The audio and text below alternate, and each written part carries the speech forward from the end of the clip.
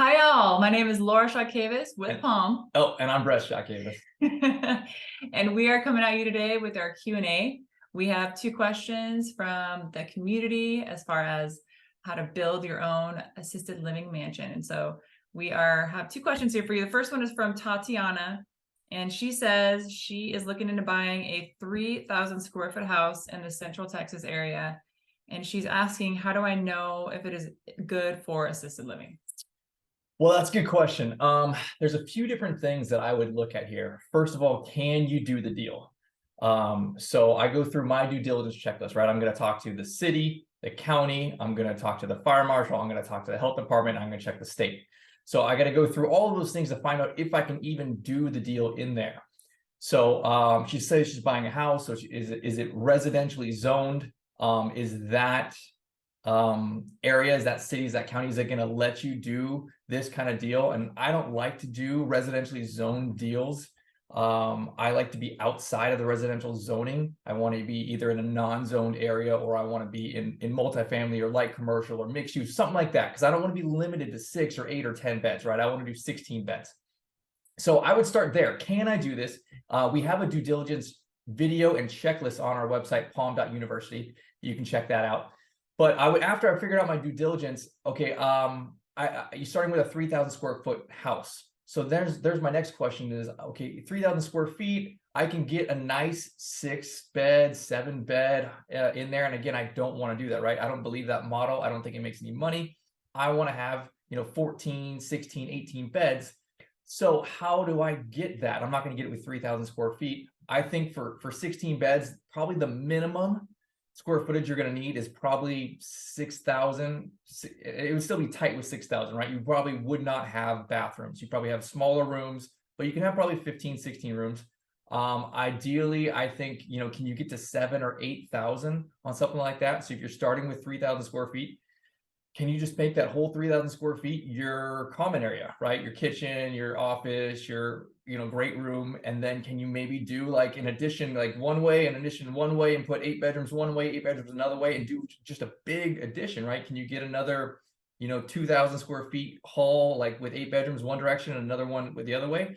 That's kind of what I would look at now. And then you're going to look at your lot, right? Can this actually fit there?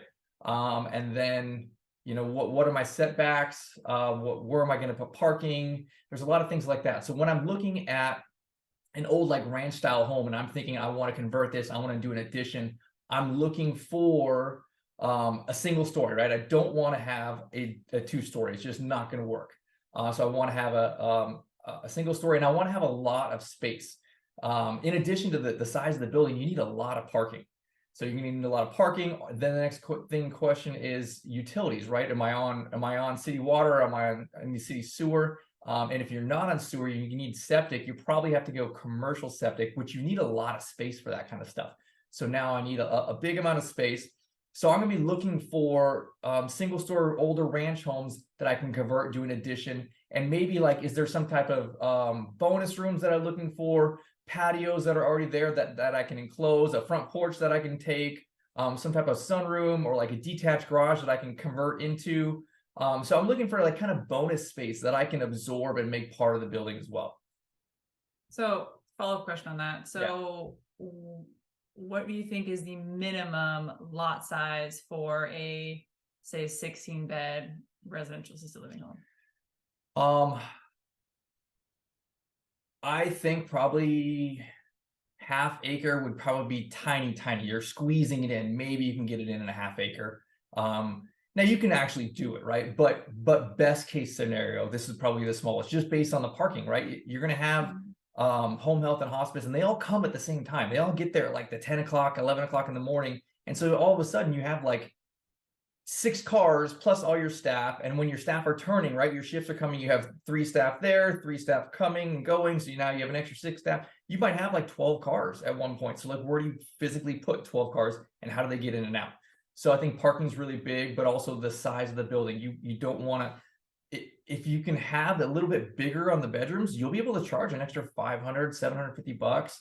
Times that by 16 beds, you're making an extra like 10 grand every single month if you can have bigger rooms and a nicer building. So I think to have that space, you're going to need a bigger lot. Ideally, I would say 1 acre. I think that would be ideal. We have 1 acre on our 16 bed, plenty of space, plenty of room for parking. And I think that's a good shot a good place to shoot for.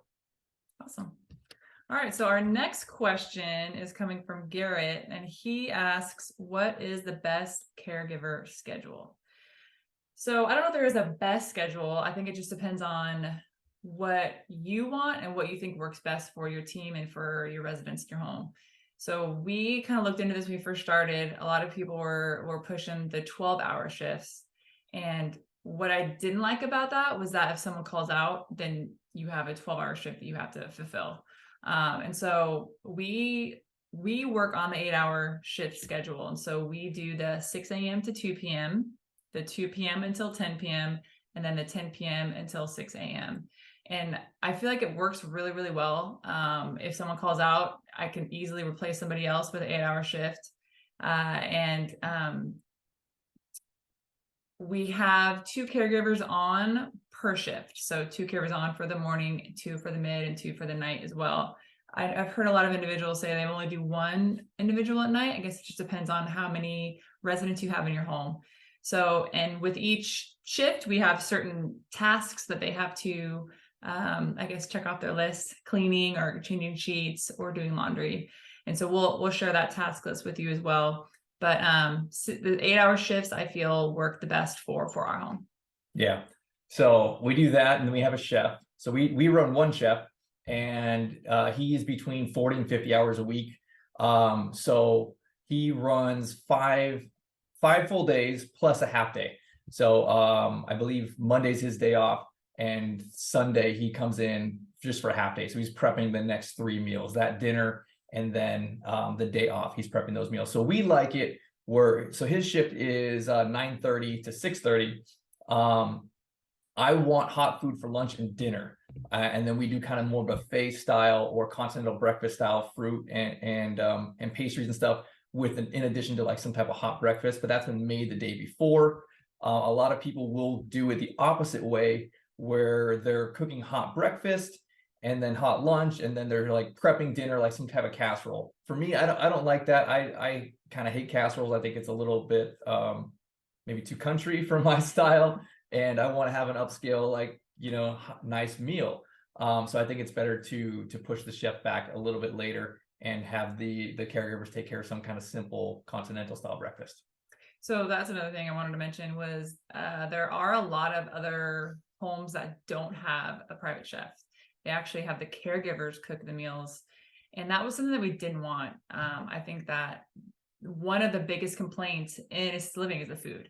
And I think that you can't really expect your caregivers to be chefs or really good at cooking in general. And so we wanted that luxurious boutique style, and with that included having a professional chef in the home. Not professional chef, but just a cook, right?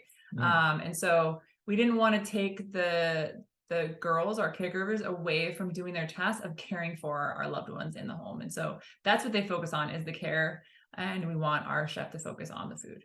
Yep, that's spot on. Well, thanks guys. Thanks for your question. All right, thank you. Keep them rolling in.